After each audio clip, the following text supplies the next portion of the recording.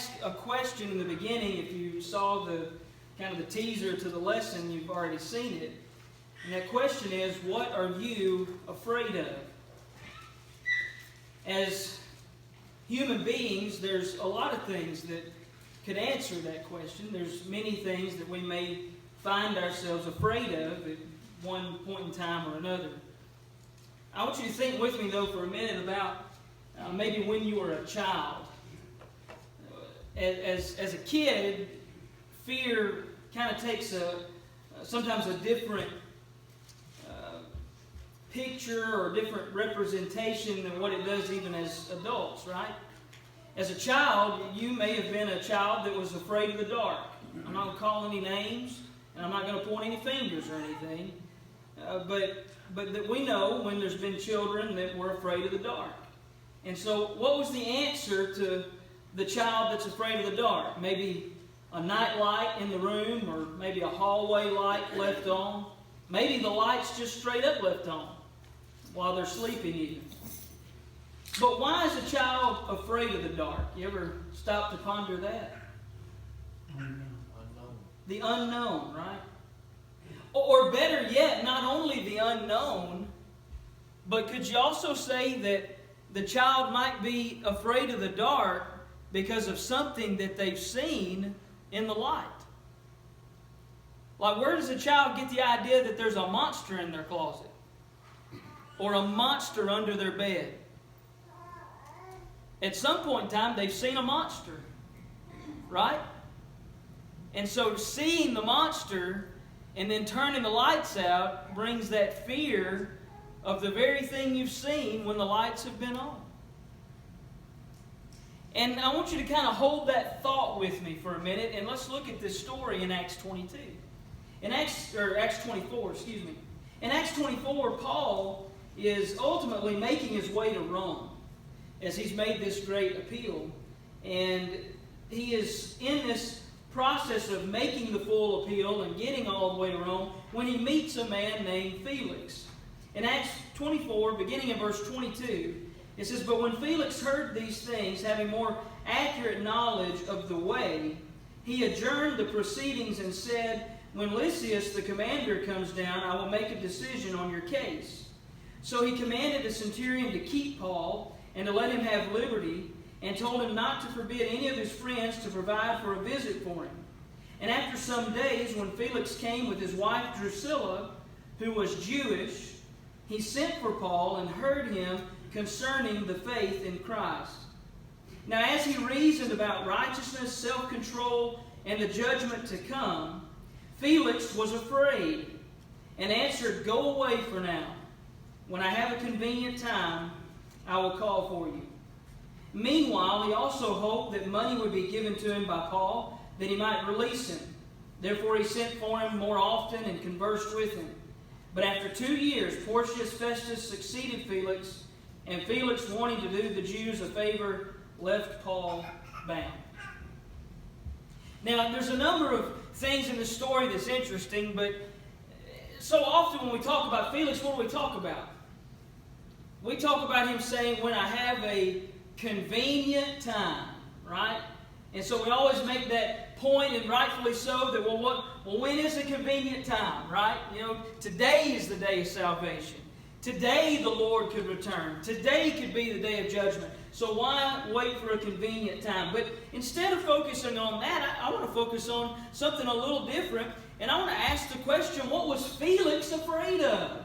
Because if you notice, that's the statement made before he sends Paul away. In verse 25, it says, "As Paul reasoned about righteousness, self-control, and the judgment to come, Felix was afraid." Why was Felix afraid? And not just why was Felix afraid, but let's think about who Felix is. Felix is the governor, the procurator, the proconsul of the Roman government. And that's why he's sitting in this seat of judgment or judging over Paul at this time. Should he have any reason to be afraid of Paul as a prisoner, as one sitting on the stand of being judged? No. Did the Romans think they had any reason to really fear the Jews? No. Did they have any reason to really fear Christians? Or as you notice in this text, it talks about those of the way. That was this label that had been placed on them. Okay? Did they have a reason to fear any of that? No. Felix was powerful. And Felix served a most powerful government at this time. He didn't have any reason to fear in that sense. So I think we can deduct from those things that whatever Paul was reasoning with Felix about, touched Felix in a place where he wasn't normally touched. And therefore it struck fear in him. Could we say that it was touching Felix in a spiritual place? And making him think about spiritual, in all the physical things of this life, he had no reason to fear. He had the power, he had the prestige, he had the support and the security. He had everything that could be needed to be fearless physically. But Paul had undressed all of that with spiritual things. Now let me ask you, as an adult, when are you afraid? When are you afraid? I want to dwell on a few questions for us. One is, what are you afraid of? What are you afraid of? And it may take some time to think on that. That may not be something that immediately comes to you. But what are you afraid of? Are you afraid of dying? Are you afraid of hell? Are you afraid of the terror that's in this world that we know now? Afraid that there's going to be war on our homeland or something like that? Are you afraid of losing your job? Are you afraid of retirement? Are you afraid for your children? Are you afraid for your grandchildren and what they face? What are you afraid of? Now, there's a lot of things that may come to our mind as to what. Are you afraid of spiders? Snakes? Heights?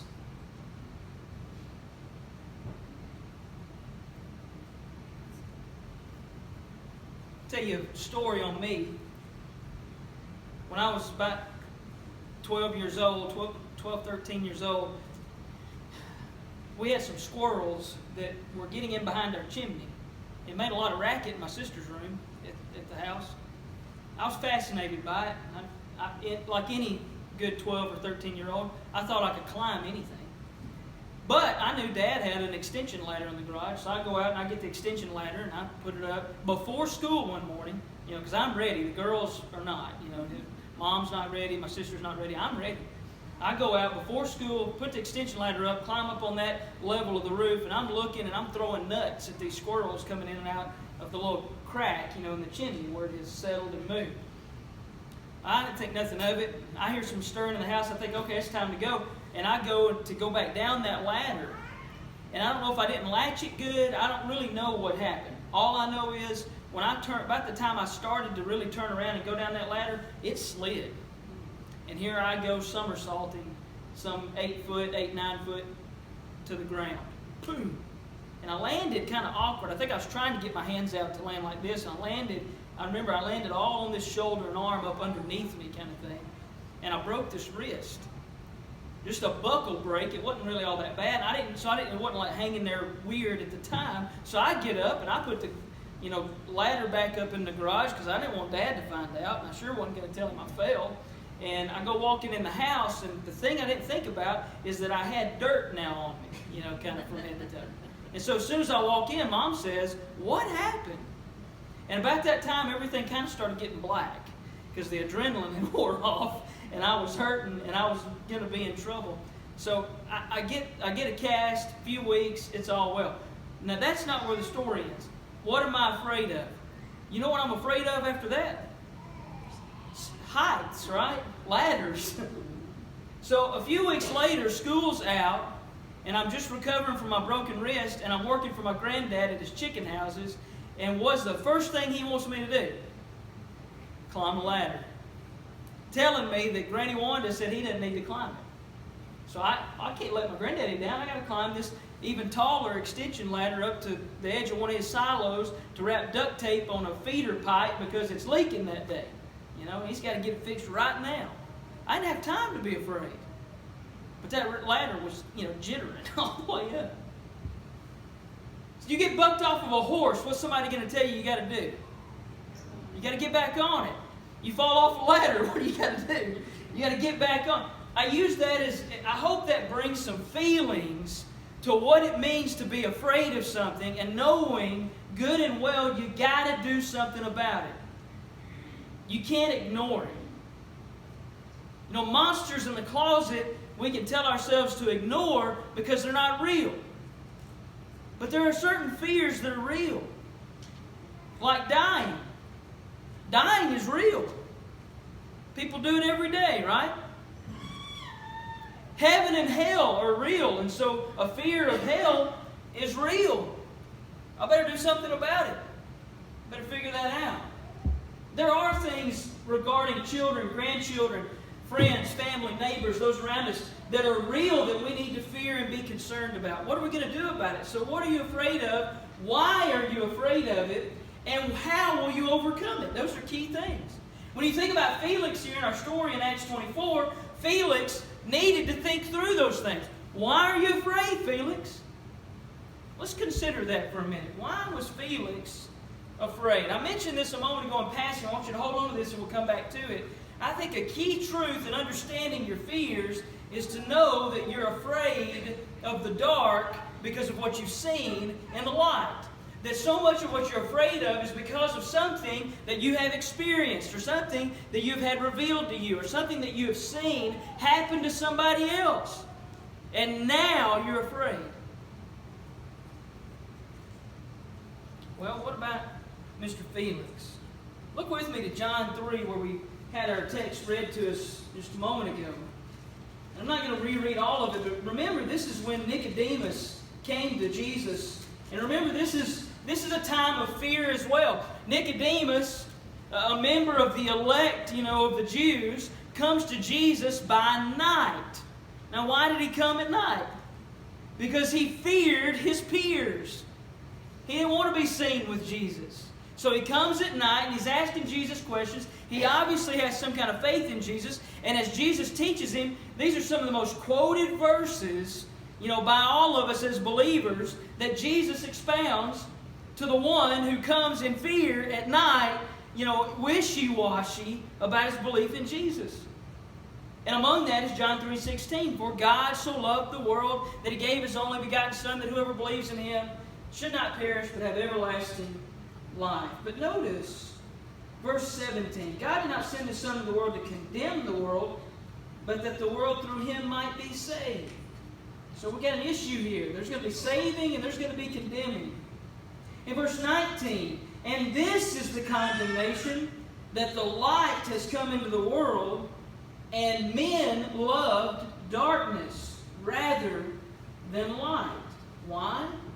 Because their deeds were evil. Go back, just told you place there, and go back to John 1. Remember in John 1, as John introduces Jesus to us, he says in verse 6, there was a man sent from God whose name was John. This man came for a witness, to bear witness of the light, that all through him might believe. He was not that light, but was sent to bear witness of that light. That was the true light, which gives light to every man coming into the world. Well, how did the world receive him? Verse 11. He came to his own, and his own did not receive him. But as many as received him, to them he gave the right to become children of God, to those who believe in his name, who are born not of blood, nor of the will of the flesh, nor of the will of man, but of God. Who's the light? It's Jesus. Do we like the light? Not always, right? Going back to chapter 3 in verse 20 and 21, Jesus further explains, He says, "For everyone practicing evil hates the light, and does not come to the light, lest his deeds should be exposed." Now think about that. When do thieves break in and steal? At night, in the dark, right? In the cover of darkness. You ever had somebody say, I know that some of you older parents, I'm sure you said this to your kids, right? Nothing good happens after whatever, 10 p.m. or 11 or midnight or whatever, right? Why does nothing good happen in that opinion? Because it's in the dark, right?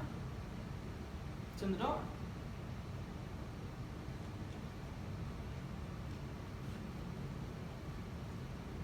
Could I submit to you that we live in a world that really hasn't changed in all the years of mankind? And this principle has always held true. Go all the way back to Adam and Eve. And when Adam and Eve made the mistake of doing what God said don't do, what was their first response to the presence of God? They hid. They got out of the light into the darkness. And ever since, that's what mankind has done. When we don't like the presence of God, when we don't like the righteousness of God, when we realize we don't measure up and we feel the light shining on us, we run for the dark. In verse 21, Jesus says, "But he who does the truth comes to the light, that his deeds may be clearly seen that they have been done in God." That's a whole different attitude, isn't it? When you know you've done what's right, you're willing to be in the light. We have sayings like, well, what happens behind closed doors, right? Are you ever behind closed doors from the presence of God?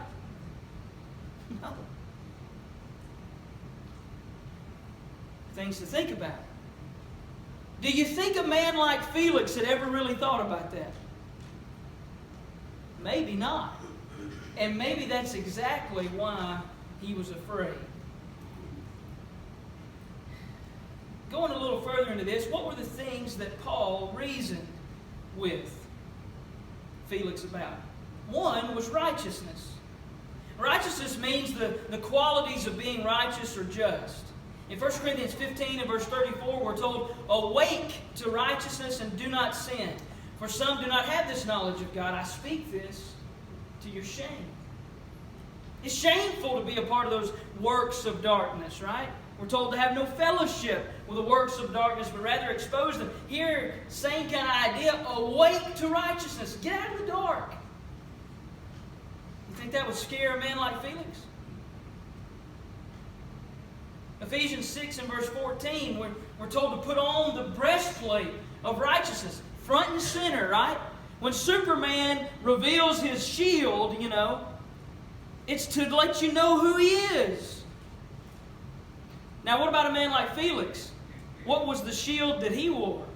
It was the Roman shield, right? He wanted to walk in the room and be recognized as the Roman proconsul.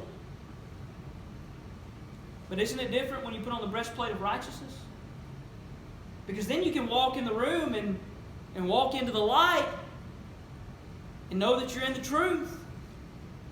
Know that you're accepted by God.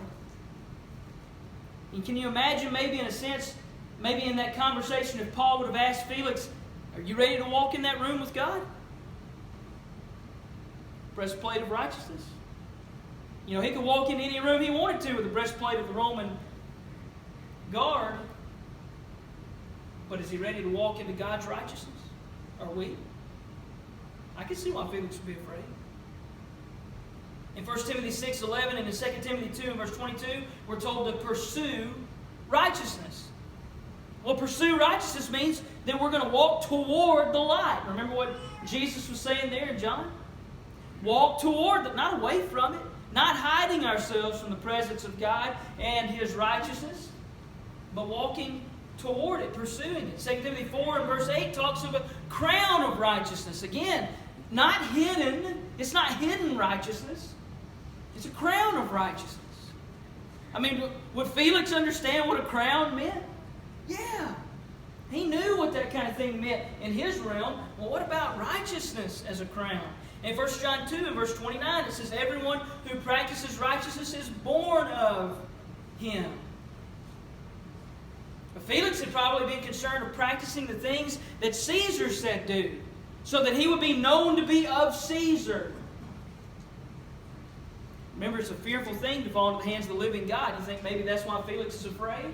As he realizes he's not practicing things of God. 1 John 3 and verse 7, he who practices righteousness is righteousness. It's pretty simple, isn't it? It's pretty simple, isn't it? I want you to just think, I love some of the humor, if you will, that you can find in nature when you stop and look. You'll get this as soon as I say it. What kind of critters run when you turn the lights on? Roaches, bugs, spiders, lizards, snakes. Let me rephrase the question, not as humorous. What kind of people run when you turn the lights on?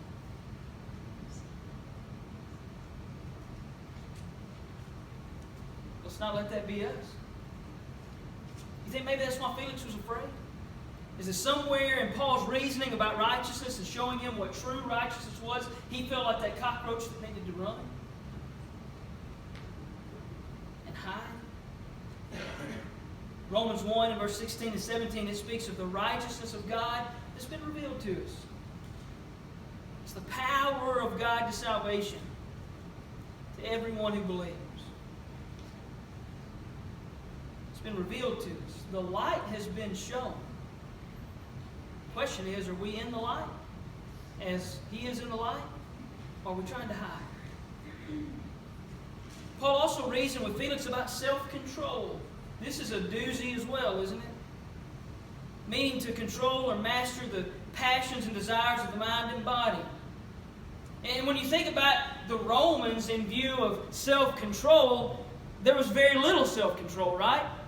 The Roman lifestyle, and not just the Roman lifestyle, but just the Greek lifestyle, the pagan lifestyle, the ungodly lifestyle that was lived in that day and time and culture, which is not any different than the way it is in this day and time and culture. It was a culture that was looking to fulfill the pleasures of the mind and the body.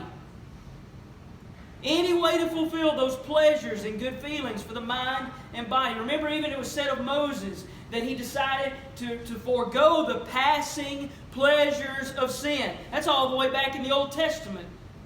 But what were the Egyptian crowd looking to do in their royalty and in their power? They were looking to fulfill the pleasures of the mind and the body. Is it any different today? Don't we still need this kind of self-control given and taught by God? Yeah. In Galatians 5:23, we read that self-control is a fruit of the Spirit. In other words, if I am a spiritual person, part of the fruit bearing of that is going to be self-control.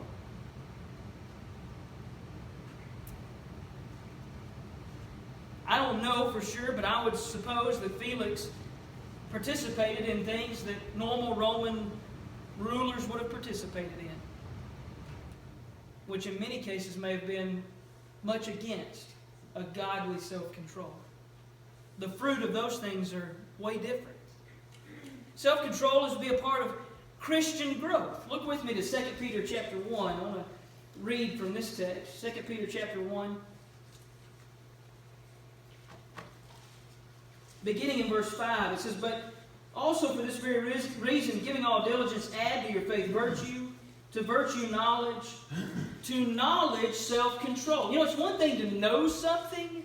It's another thing then to let that rein you in and control you, isn't it? Remember in our story there in Acts 24, Felix knew something about Christianity. And in all likelihood, he not only knew something about it because of what he was hearing from a man like Paul, but he knew it because of the stirrings going on in the community around him, because it was quite a stir. But he also knew it because of his wife. Did you notice what was said about his wife? Drusilla was a Jewish woman. also might want to know that Felix had taken Drusilla from her original husband, which wasn't proper. There were a lot of things that could have convicted Mr. Felix in this case. To knowledge, self-control. So once Felix has come to know about Christianity, what does he have to do? He has to make a decision, right? Yes or no? That's really what you're faced with. Am I going to believe this and obey this or not? Self-control is part of Christians' growth. It's part of everybody's growth. To knowledge, self-control, to self-control, perseverance. Hey, is it going to be easy every day to have self-control? No, it's going to require perseverance. To perseverance, godliness. To godliness, brotherly kindness. And to brotherly kindness, love. For if these things are yours and abound, you will be neither barren nor unfruitful in the knowledge of our Lord Jesus Christ. For he who lacks these things is short-sighted, even to blindness, and has forgotten that he was cleansed from his old sins. 1 Corinthians 9 and verses 24 through 27, Paul writes of competing for the prize, and that everyone who competes for the prize is self-controlled in all things, or temperate in all things. 2 Corinthians 10, verses 1 through 6, we're told there in verse 5 that we're to be bringing every thought into captivity to the obedience of Christ. That's an ultimate self-control. I can see why Felix was afraid. Paul also reasoned about the judgment to come. In Revelation 20 and verse 12, we read about standing before God. And Felix, of all people, should understand how big of a deal this is, because Felix has sat in the judgment seat while others have been brought before him, no doubt probably trembling, shaking, and falling to their knees and begging for mercy. And now Paul turns that table and says, Felix, are you ready to understand one day you will stand before the Almighty God? Well, that might even make Felix think about the way in which he renders judgment here on earth, mightn't it? Let alone think about himself. In Matthew 12 and verse 36, it says that they will give an account of it in the day of judgment, right? Everything be given account in the day of judgment. Acts 17:31, there again, in the preaching and proclamation to the people of Athens, he has appointed a day on which he will judge the world. There's an appointed time for this judgment. Mark 13 and verse 32, but of that day and hour no one knows, not even the angels in heaven, nor the Son, but of the Father. Now remember, Felix is hearing this stuff, and he might not be familiar. A question that would be a good one from Felix for Paul would be, when's this judgment day? Right? So I can get ready. Paul can say, no one knows. Felix can say, you mean it could be today? Well, yeah, it could be. It could be tomorrow, yeah. You mean, Paul, that God would come for judgment while you're still in prison? Yeah, that doesn't matter. What are we afraid of? Are we afraid of the judgment? Are we willing to reconcile our mind with the idea that it could be today? That we might not need to worry about retirement because we might not get there because judgment could be today. In 2 Corinthians 5 and verse 10 we read, for we must all appear before the judgment seat of Christ, that each one may receive the things done in the body according to what he has done, whether good or bad. And also in Hebrews 9 and verse 27 and 28, and as it is appointed for men to die once, but after this the judgment, so Christ was offered once to bear the sins of many. To those who eagerly wait for him, he will appear a second time apart from sin for salvation. We should be eagerly waiting for Christ, and that's no doubt what Paul would have told to Felix in some way, form, or fashion. And who was Felix eagerly waiting for? If anybody, he was eagerly always waiting for Caesar, for his ruler, his leader, his mentor, his boss, the one who he was looking to please. Isn't that what he was looking for? And now Paul turns the tables. You need to be looking for Christ. Can you understand why Felix would be afraid? I can't. So I want to ask you and me again, what are you afraid of? And not just what are you afraid of, but again, why are you afraid of it? If you're afraid of death, why? Remember what Paul said? For me to die is gain. But to stay, he ultimately said there's work to do. Why are you afraid? Are you afraid of hell? You know what that might reveal if we're afraid of hell? It might reveal a little bit of cockroach in us because the light comes on and we run.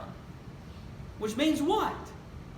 We need to be practicing righteousness and self-control and preparing for the judgment to come so that when the light is on, we're not running, but we're ready. There's a big difference in running and being ready. What are you afraid of? Are you afraid of things in this physical world? Temptations? The things that could come upon your children and grandchildren? Are you teaching them? Are you talking to them about righteousness and self-control and the judgment to come? The things that they need to know in order to get in the light instead of staying in darkness? We need to consider all of those things. Remember that key truth. We're afraid of the dark because of what we've seen in the light. We should be afraid. Because the Bible has taught us about heaven and hell, about life and death, about righteousness and self-control. We need to be desiring to walk in the light as He is in the light. So I want to ask you this last question. Will your fears keep you from obeying God? You see, that's a whole other deal that could be the case. Some people may be afraid of stepping up in front of a group of people and becoming a part of God's family. Pride, shame, embarrassment, self-esteem issues, whatever it may keep you from wanting to come and be recognized as one that's a sinner or one that's got a problem or whatever it may be, or needing help. And so you're afraid in one way or another of those things. Maybe we're not spreading the gospel like we should because we're afraid. We're afraid of rejection. We're afraid of confrontation. We're afraid of being laughed at. Whatever it may be, we're afraid. Let me encourage you, as I encourage myself, we've got to cast off fear and focus on obeying God and walking in the light and being willing to be in the light, whatever that takes and whatever that means. If you're not a Christian today, you need to become one. Don't be like Felix and say, when I have a convenient time, I'll think about it some more. Because did you not hear what we just read about the judgment? No one knows the day or the hour. You know what everyone knows? You're not living forever. There is a God. He sent a Savior, and He's asked you to come and have a relationship with Him. What are you waiting on? You need to be fearless and take hold of God's mercy and grace and salvation. It's very little that He's asked us to do, and yet He's asked us to do it. So don't let your fears keep you from obeying God. If you need to be buried with Christ in baptism, do it today. If you need the prayers of these saints, then let's pray today. If you need to set yourself on a better course in life, start today. Don't wait for a convenient time. Start today.